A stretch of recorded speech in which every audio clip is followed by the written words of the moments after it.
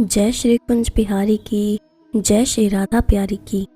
हरे कृष्णा कृष्णा कृष्णा हरे हरे, हरे रामा राम राम हरे हरे। भगवत रसिक channel में आप सभी का स्वागत है।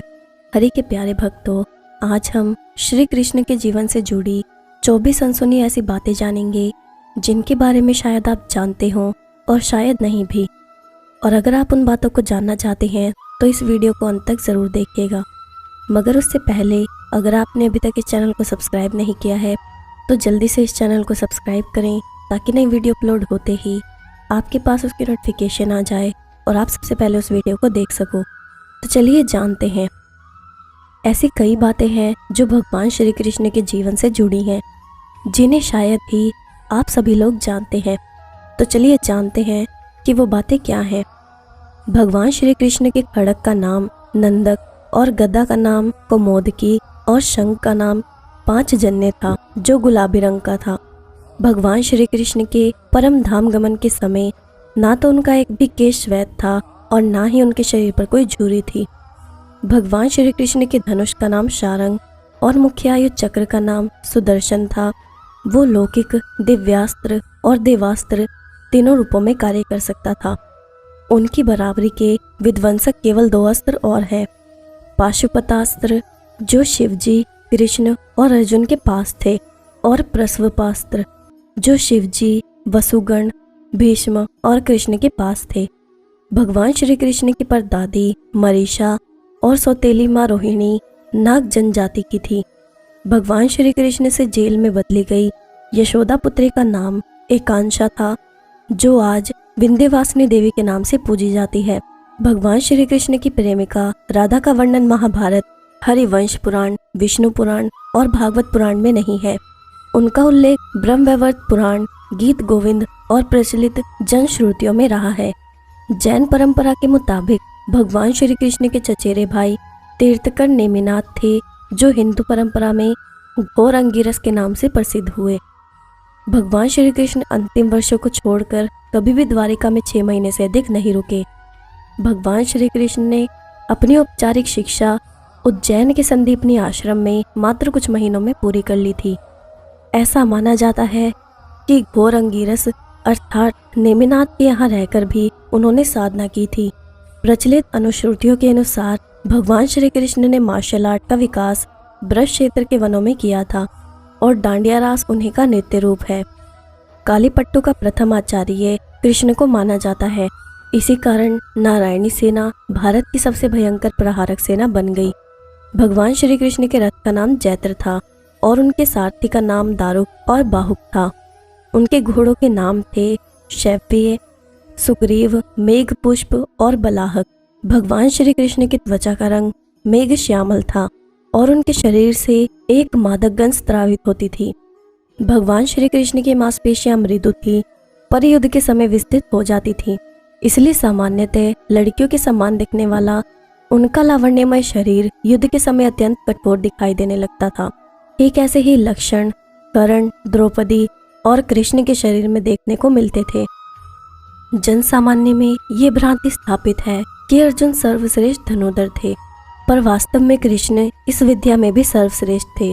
और ऐसा सिद्ध हुआ मद्र राजकुमारी लक्ष्मणा के स्वयंवर में, जिसकी प्रतियोगिता द्रौपदी स्वयंवर के ही समान परंतु और कठिन थी।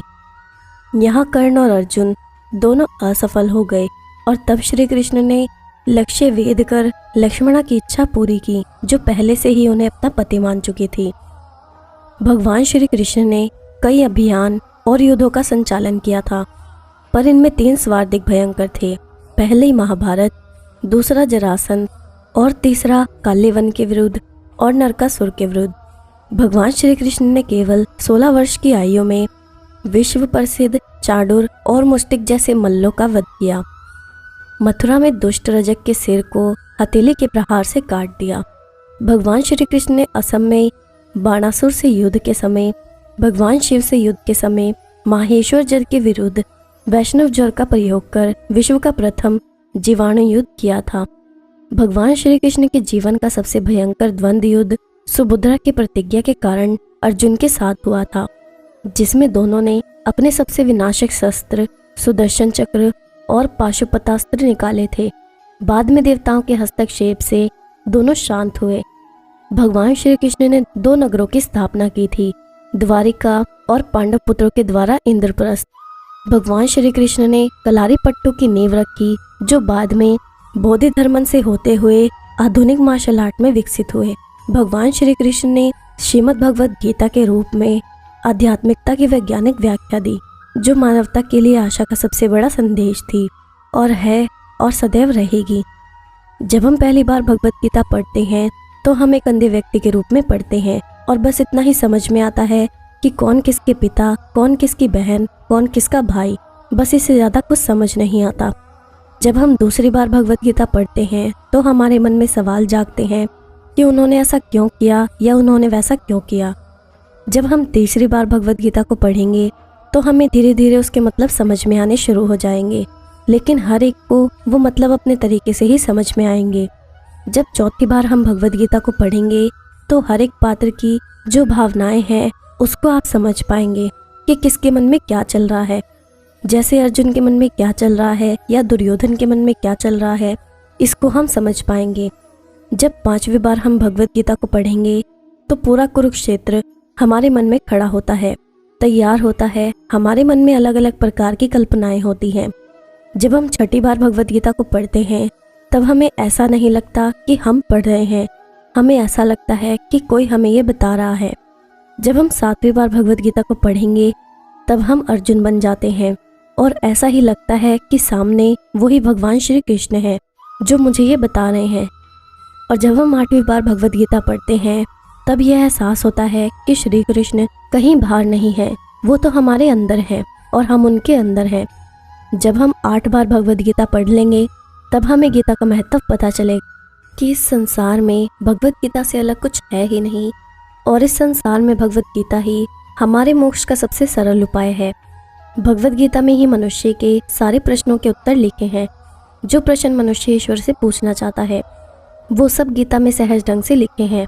मनुष्य की सारी परेशानियों के उत्तर भगवद गीता में लिखे हैं। गीता अमृत है, गीता स्वयं भगवान कृष्ण है। समय निकालकर गीता अवश्य पढ़ें। तो ये थी भगवान श्री कृष्ण के जीवन से जुड़ी वो 24 बातें, जिनमें से कुछ को आप जानते होंगे और कुछ को नहीं। अब मैं आपको निधिवन की एक सच्ची कहानी और कुछ ऐसे भक्तों की सच्ची कहानी के बारे में बताती हूँ जो कि निधिवन में भगवान श्री कृष्ण का राज देख चुका है और अब उसके साथ आगे क्या हुआ उसके बारे में हम आगे जानेंगे कि क्या उसने भगवान श्री कृष्ण का राज देखा। एक बार कोलकाता का एक भक्त अपने गुरु की सुनाई हुई भागवत कथा से इतना प्रभावित हुआ कि वो हर समय वृंदावन आने के बारे में सोचने लगा। उसके गुरु उसे निधिवन की सच्ची कहानी के बारे में बताया करते थे और कहते थे कि आज भी भगवान श्री कृष्ण रात्रि को रास रचाने आते हैं। ये सब सुनकर उस भक्त को इस बात पर विश्वास नहीं हो रहा था। खैर, उस भक्त ने एक दिन निश्चय किया कि वृंदावन जाऊंगा और ऐसा ही हुआ। श्री राधा रानी की कृपा हुई और आ गया वृंदावन और उसने जी भरकर बिहारी जी और राधा रानी का दर्शन किया। पर अब भी उसकी इच्छा निधिवन की सच्ची कहानी के बारे में जानना और निधिवन में रात्रि को भगवान को रास रचाते हुए देखने की थी। उसने सोचा कि एक दिन निधिवन रुक कर देखता हूँ, शायद मुझे निधिवन की सच्ची कहानी के बारे में कुछ पता चल जाए।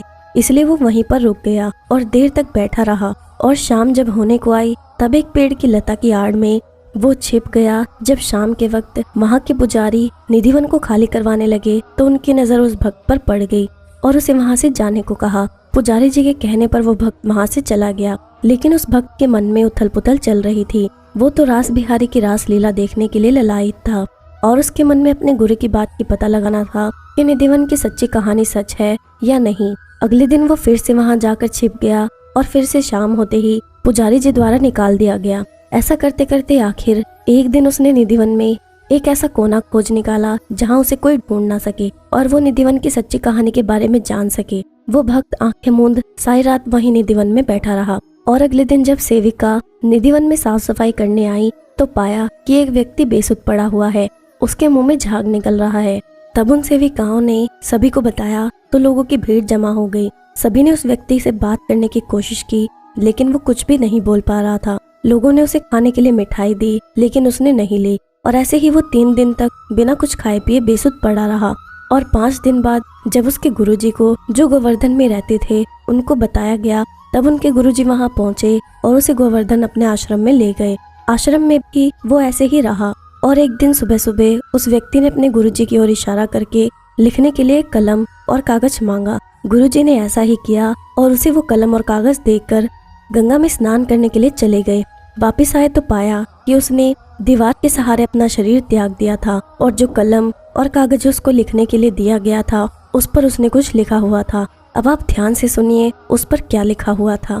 उस पर लिखा हुआ था कि गुरुजी, मैंने ये बात किसी को नहीं बताई है, सिर्फ आपको ही बताना चाहता हूँ। आप कहते थे ना कि निधिवन में आज भी भगवान रास रचाने आते हैं, और जो आप बात कहते थे उस पर मैं यकीन नहीं करता था, लेकिन जब मैं निधिवन में रुका तब मैंने बांके बिहारी जी का राधा रानी के साथ और गोपियों के साथ रास करते हुए दर्शन किया और अब मेरी जीने की कोई भी इच्छा नहीं है। इस जीवन का जो लक्ष्य था वो लक्ष्य मैंने प्राप्त कर लिया है और अब जीवन जीकर क्या करूँगा। श्याम सुंदर की सुंदरता के आगे दुनिया वालों की सुंदरता कुछ भी नहीं है। इसलिए आपके श्री चरणों में मेरा अंतिम प्रणाम स्वीकार कीजिए। और वो प्रणाम करके उन्होंने अपना देह त्याग कर दिया और वो पत्र जो है उसने अपने गुरुजी के लिए लिखा था, आज भी मथुरा के सरकारी संग्रहालय में रखा हुआ है, जो कि बंगाली भाषा में लिखा हुआ था। कहा जाता है कि निधिवन की लताएं गोपियां हैं जो एक दूसरे की बाहों में बाहें डाली रहती हैं और रात में राधा रानी जी बिहारी जी के साथ रासलीला करती हैं। यही थी निधिवन की सच्ची कहानी। आशा करती हूँ कि आपको ये वीडियो अच्छी लगी होगी और अगर आपको ये वीडियो अच्छी लगी है तो इस वीडियो को लाइक जरूर करना और जितना हो सके उतना शेयर करना ताकि अन्य भक्तों तक भी ये वीडियो पहुंच सके। जय श्री कुंज बिहारी की, जय श्री राधा प्यारी की। हरे कृष्णा कृष्णा कृष्णा हरे हरे, हरे रामा राम राम हरे हरे।